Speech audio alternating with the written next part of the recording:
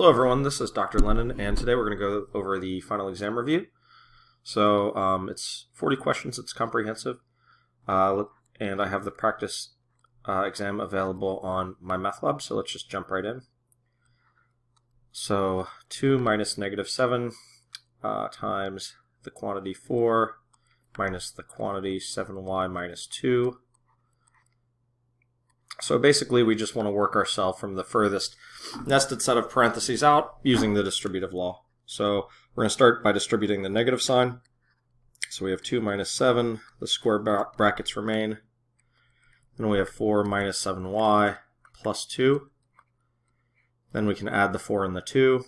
So this is going to be 2 minus 7 times the quantity 6 minus 7y. Now we can distribute the negative 7 to remove the brackets. So we have 2 minus 42 plus 49y, and 2 minus 42 is negative 40. So our answer here is negative 40 plus 49y.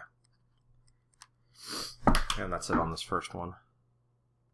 So we have minus 40 plus 49y. And that's it. Okay, so for number 2, we're going to be using the exponent laws here.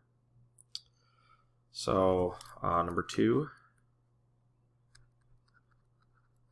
we have negative 3x to the 4th y squared raised to the 4th power. So basically we just raise each part to the 4th power. So we have negative 3 to the 4th, x to the 4th raised to the 4th, and y squared raised to the 4th. So the negative raised to the 4th power will become a positive, and 3 to the 4th power is 81.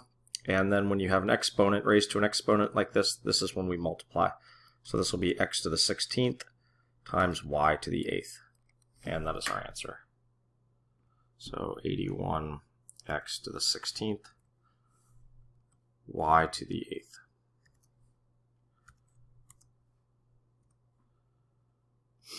8th.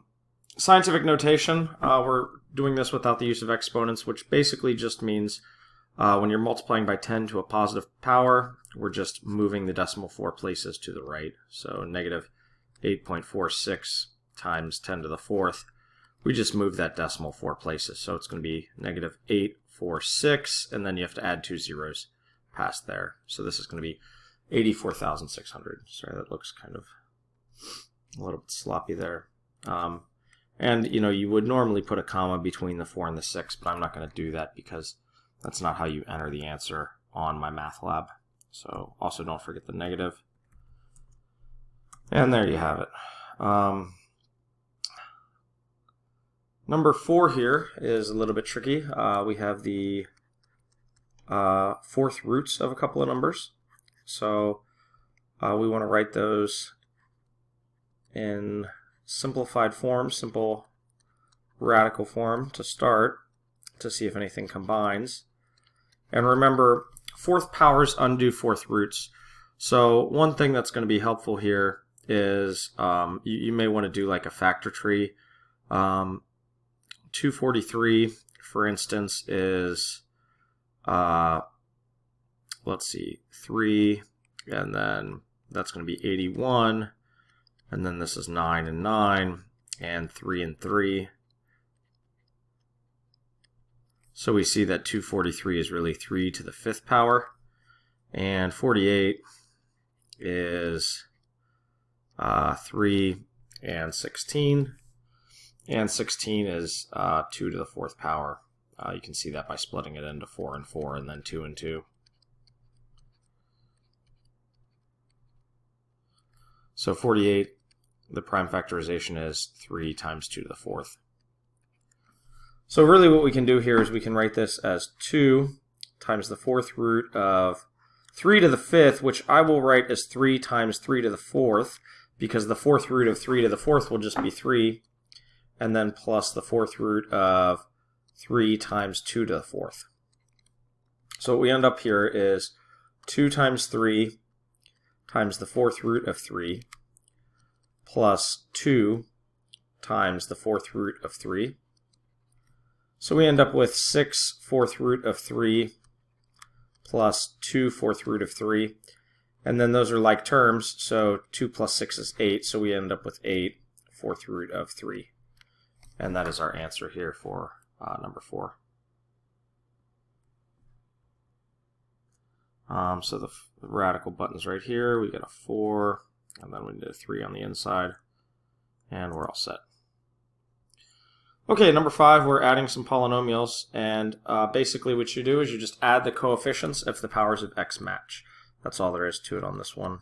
So for number 5 here we have minus 4x cubed plus 3x squared minus 2x plus 3. And I'm just going to write the other polynomial below it. Since it's adding and there's nothing outside the parentheses, there's nothing to distribute. So really all of these parentheses that you see are completely unnecessary. They're just superfluous. So we can just add vertically. We get x cubed plus 7x squared minus 12x minus 1. And that's our answer.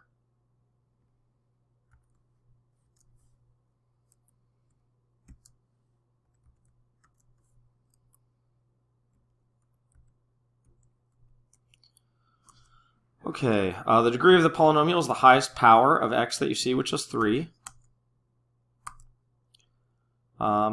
So for number 6 here, we have to multiply polynomials. So remember, we do each term of the first polynomial times each term of the second.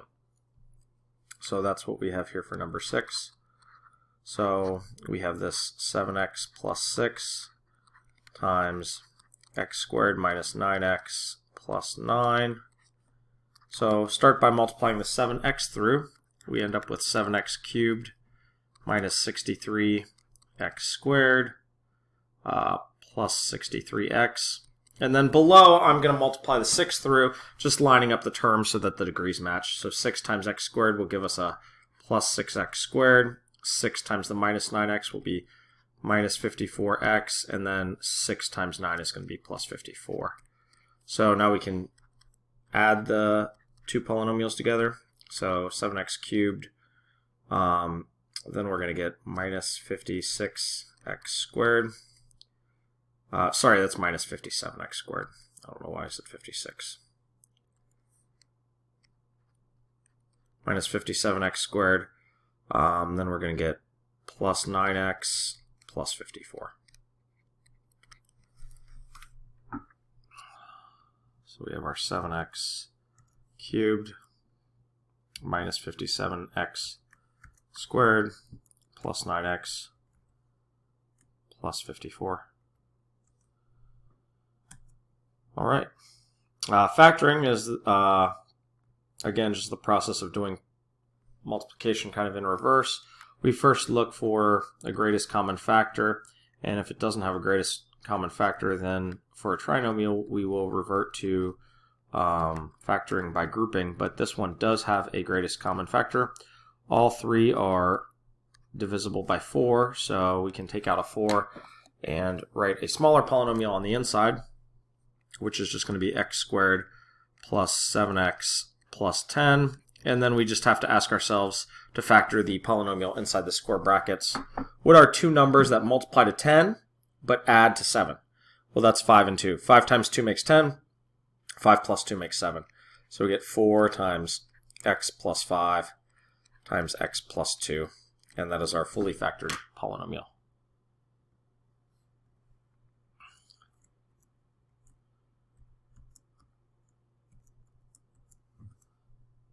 Okay, so moving onward.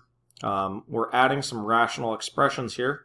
They both have the same denominator, so when they both have the same denominator, you simply add their numerators. So we have 6x plus 8 over 4x plus 5 plus 2x plus 2 over 4x plus 5.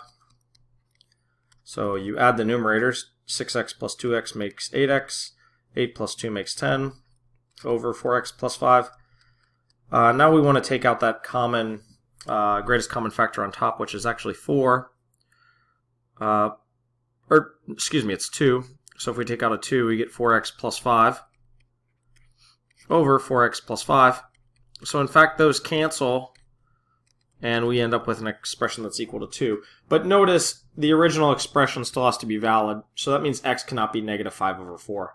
Because if in the original expression x were negative 5 over 4, you would end up with minus 5 plus 5 in the denominator, which causes division by 0. So we end up with 2, provided x is not equal to negative 5 over 4. I have to be aware of that possibility of division by 0. Okay, so for number 9, we're just plotting 2, 4. So 2 in the x direction, and then 4 in the y direction. We find ourselves right there. 2 to the right from the origin, and then up 4.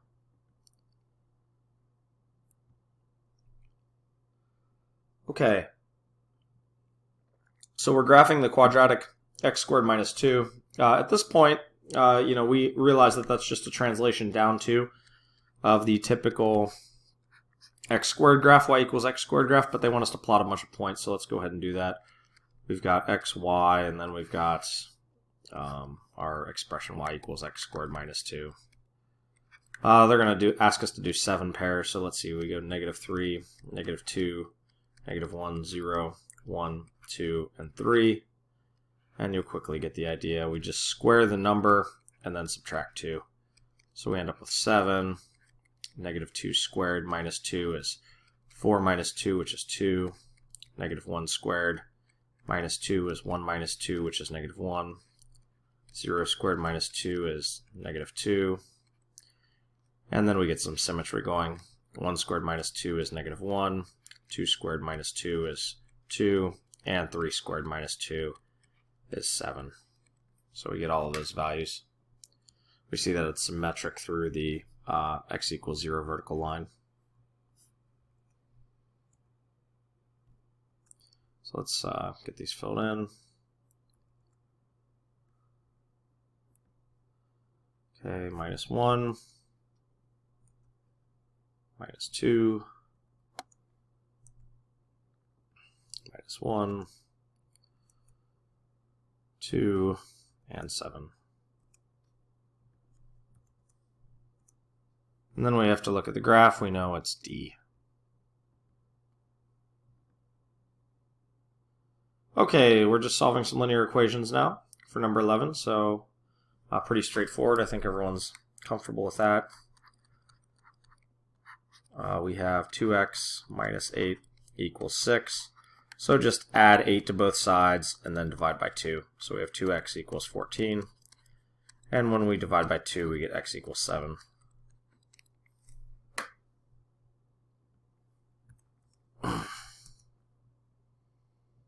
Okay, number 12 is also a linear equation, but we have some fractions. So remember, a trick to eliminating the fractions is just multiply both sides by a greatest common multiple of all of the denominators. So in this case, we need a greatest common multiple of 14, 7, and 9. So essentially we need 7 times 9 is 63, and then we need to multiply by 2, so we need 126. So multiply both sides by 126, and all of the fractions will disappear.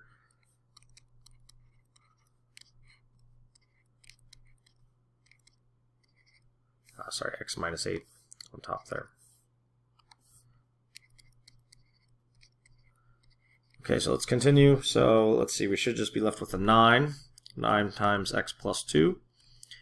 And then distributing, we should get, 162 plus 14 times x minus 8.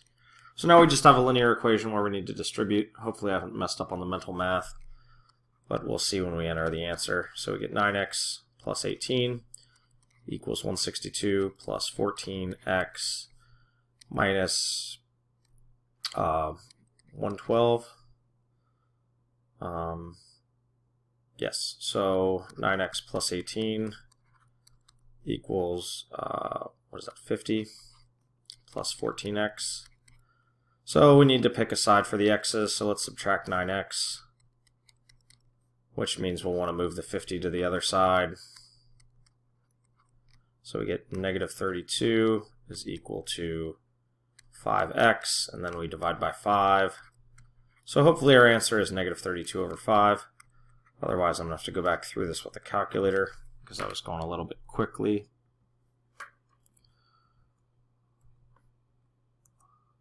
Okay, but it turns out I didn't make any mistakes, so that's good. Okay, so number 13 here is a word problem that turns into a system of linear equations, if I remember correctly. So what we have here is a breakdown of years people spend over their lives sleeping and watching TV. So you know the total time is 31 years. That's what we get out of the first sentence there. So we can say, all right, well, S, number of years sleeping, plus T, number of years watching TV, those total 31. And then it says the number of years sleeping will exceed the number of years watching TV by 19.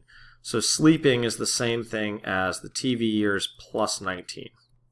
So what we can do to solve this is just go ahead and substitute S with T plus 19. So get T plus 19 plus T equals 31. So 2T plus 19 is 31. So subtract 19 and divide by 2. So 2T is equal to 12. Divide by 2. T equals 6. And then we know sleeping is 19 more, so sleeping would be 25. So they spend 6 years watching TV and 25 years sleeping. All right, another word problem, this time involving a little geometry. So the two formulas to remember here is for a rectangle, the area is length times width, and the perimeter is twice the length plus twice the width. So for 14 here, it says the length is 8 yards longer than quadruple the width, so that's 4W plus 8. And the perimeter, which we said is 2L plus 2W, that is 616. And you can actually divide both sides of that equation by 2 to get L plus W equals 308. And then we can substitute as we did in the previous problem. So replace L by 4W plus 8. So we end up with 4W plus 8 plus W equals 308. So 5W plus 8 equals 308. Subtract 8. We get 5W is 300. And dividing by 5, we will get that W is 60. So we have W is 60. And the width, if we want to do that, we multiply this by 4 and add 8. So 4 times 60 plus 8 is going to give us a length of 248. So we get 60 and 248.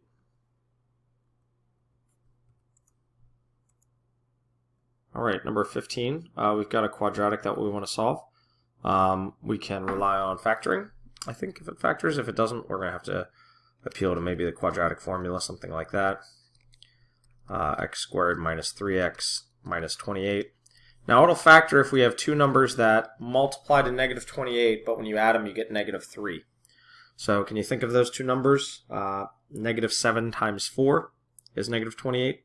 And negative 7 plus 4 is negative 3. So those work. We get x minus 7 times x plus 4 equals 0. So your answers are the numbers you would plug in for x that would make each parenthetical quantity 0. So either x equals 7 or x equals minus 4. Those are going to be your two answers. They want them inside the braces here, so we just do negative 4 comma 7. All right, this one they ask us to use the quadratic formula. It looks like it does not factor, so we will have to. So let's recall the quadratic formula. So we're solving x squared minus 8x plus 20 equals 0. So the quadratic formula says the solution should be negative b plus or minus the square root of b squared minus 4ac with everyone divided by 2 times a. So for our current situation, A is equal to 1, B is minus 8, and C is 20. So if B is negative 8, minus B will be positive 8, so we get 8 plus or minus the square root of negative 8 squared minus 4 times A, which is 1, times C, which is 20, being divided by 2 times 1. So simplifying a bit, we get 8 plus or minus the square root of 64 minus 80 over 2. Now it looks like we're going to get some imaginary solutions here because we're going to end up with the square root of a negative. This comes out to x equals 8 plus or minus the square root of minus 16 over 2. So the square root of 16 is 4. Since we have the negative in there, it's going to be 4i. So we get 8 plus or minus 4i, because remember I stands for the square root of negative 1 over 2. And this can be simplified into 4 plus or minus 2i. So when you answer this, we're going to do 4 minus 2i, comma, 4 plus 2i.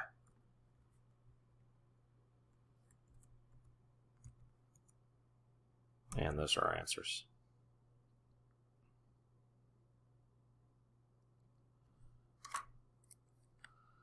For number 17, we have a radical equation, so we're going to square both sides. And remember, whenever you square an equation, you need to check your answers in the original equation because you may introduce new solutions, so-called extraneous solutions, upon doing so. So we square both sides. 2x plus 13 equals x plus 5 squared. So the left side, we just get the cancellation and are left with 2x plus 13. On the right, we would need to FOIL, and we get x squared plus 10x plus 25. So subtract 2x and 13 on both sides.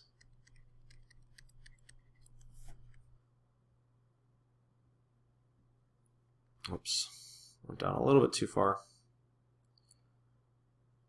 So we end up with 0 equals x squared plus 8x plus 12. That's going to factor into x plus 6 times x plus 2. So we get two answers, x equals minus 6 or x equals minus 2. And you want to check both of those in the original equation. Notice that if you plug in minus 6, you're going to end up with the square root of 1 equals negative 1. So this one does not check out. This is extraneous. So in reality, the only real solution to this problem is negative 2 when you check it in the original equation. Okay, absolute value and equations have two possibilities, right? There are two ways to get the absolute value of a number equal to 7. It could either be 7 or negative 7. Right? The absolute value of 7 is 7, and the absolute value of minus 7 is 7. So we just solve the two equations. X minus 8 equals negative 7, or x minus 8 equals 7, and those are easy to solve. Just add 8 to both sides, and we get our two solutions, 1 or 15.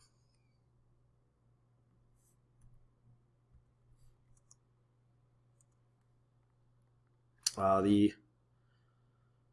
inequality here, we treat the same way, but it looks like we're going to have to divide by negative 3 to solve it, to get x by itself. And remember, whenever you multiply or divide by a negative, you flip the direction of that inequality symbol. So it'll now be x greater than or equal to negative 5. So, oh, they want that probably in interval notation. So these are numbers bigger than negative 5. So negative 5 all the way up to positive infinity. That would be the interval notation.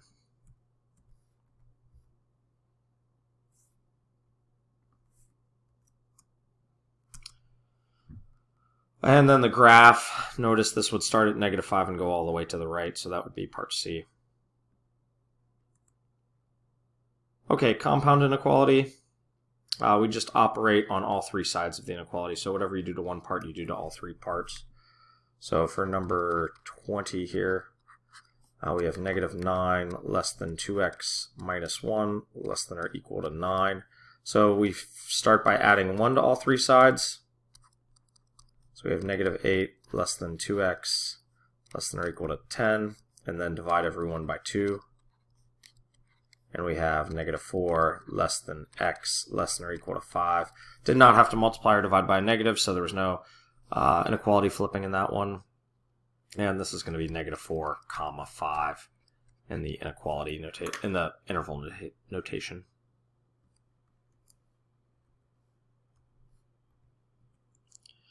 And the graph should be fairly obvious. Oh, no graph on that one. So I'm going to go ahead and end this video here, and I'll complete the last 20 questions on the practice exam in a part 2 video. So this is Dr. Lennon signing off. I'll see you on part 2.